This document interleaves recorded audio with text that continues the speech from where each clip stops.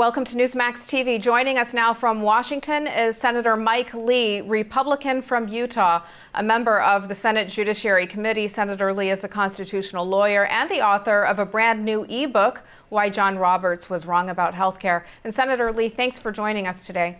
Oh, thank you. It's good to be with you. Senate Majority Leader Harry Reid had threatened to use the nuclear option on presidential executive nominees, but it appears that a compromise has been reached and a constitutional showdown averted. According to published reports, the deal involves the approval of 5 of the 7 pending nominations to the National Labor Relations Board and the Consumer Financial Protection Bureau, with Senator McCain signaling that enough Republicans would support breaking a filibuster on the vote of Richard Cordray's nomination to lead the Bureau of Consumer Financial Protection. Can you confirm the details of this compromise? And if so, do you support it? Well, what I can confirm is that a few hours ago, 17 Republicans broke ranks and voted with Democrats on the Cordray nomination to allow that to proceed. That, in the process, ends the stalemate. It ends the opportunity for Senator Reid to be able to invoke the nuclear option. And so for the time being, that's not happening.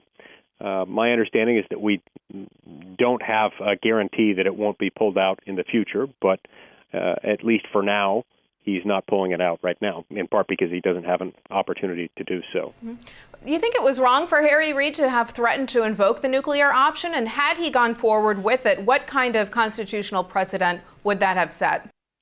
Well, I think it was wrong for us to even be having this discussion because it's a distraction. First of all, there's really no substance behind what he was complaining about. This is about executive nominations. Now, this president has had 1,540 nominations confirmed by the Senate. He's had only 4 defeated. The Senate has confirmed every single one of his cabinet-level nominations.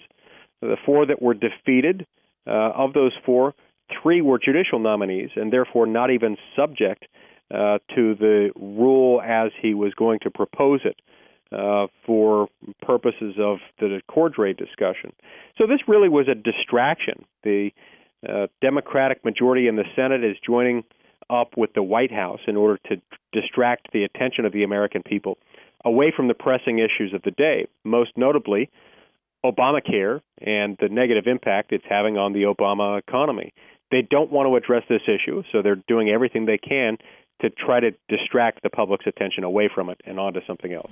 How do you feel about the Republicans who broke ranks? Well, I voted against Mr. Cordray, just as I voted against Mr. Cordray on previous occasions. And I've done so because this is an agency that he's been appointed to. He's been appointed to head the Consumer Financial Protection Bureau. It's an agency created by the Dodd-Frank financial reform legislation a few years ago.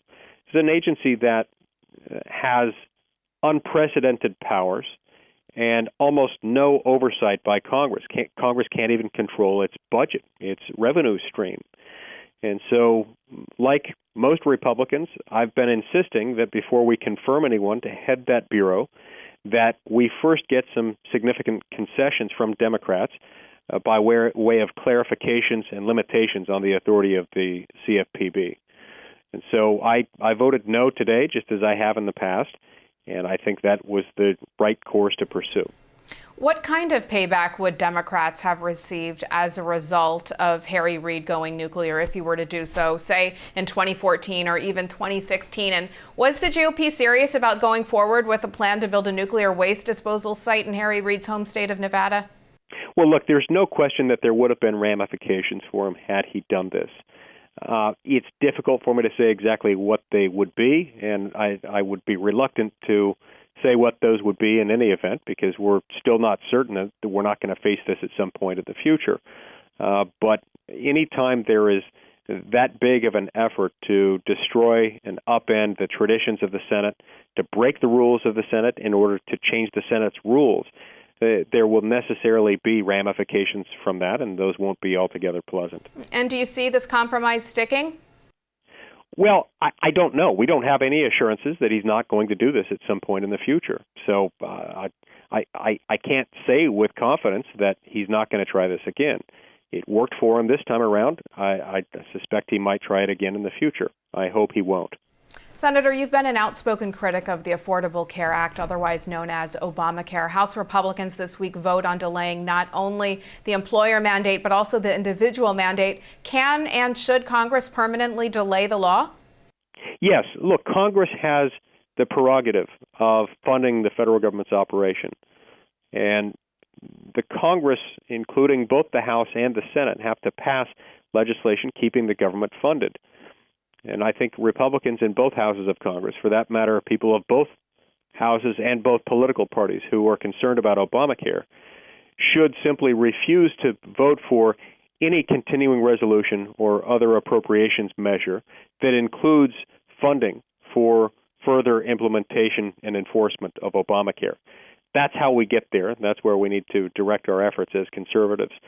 All Americans who are concerned about Obamacare, about the fact that it's making health care less affordable and less fair, ought to be getting behind this idea that we will not fund the implementation of this law. The president has announced that he's not going to implement it as it's written, and as a result, we're not going to fund it. Turning to immigration reform, you voted against the bipartisan Senate immigration reform legislation in the Senate, which the House has rejected, in favor of moving forward with piecemeal legislation that secures the border first. How do you view the approach in the House? Well, I think the approach in the House is going to follow something much more consistent with the piecemeal, step-by-step approach I advocated in the Senate, which was to say that we first ought to secure the border, and we ought to update and modernize our outdated, outmoded legal immigration system. And we need to get those things in place before we deal with the needs of the 11 million undocumented immigrants in this country. I think that's the approach the House is going to follow, and I think that's a much better approach. Critics say that the House approach signals the beginning of a slow death for immigration reform this year. Do you view it that way? And do you think that we'll have a new immigration law this year? I don't view it that way because it certainly shouldn't unfold that way. It would be unfortunate if at the end of the day Democrats are unwilling to pass anything simply because they're unable to achieve everything they want. They gummed up this process in the first place by insisting that the pathway to citizenship had to be a conditioned precedent to any kind of immigration reform effort in the Senate. That was a big mistake, and it backfired on them. I hope and expect that my colleagues on both sides of the aisle and the Senate will allow cooler heads to prevail once the House has acted, and we'll see to it that we're able to pass something that deals with border security and visa modernization in a meaningful way. All right, Senator Mike Lee, Republican from Utah, thanks for joining us today. Hey, thank you. And thank you for watching Newsmax TV.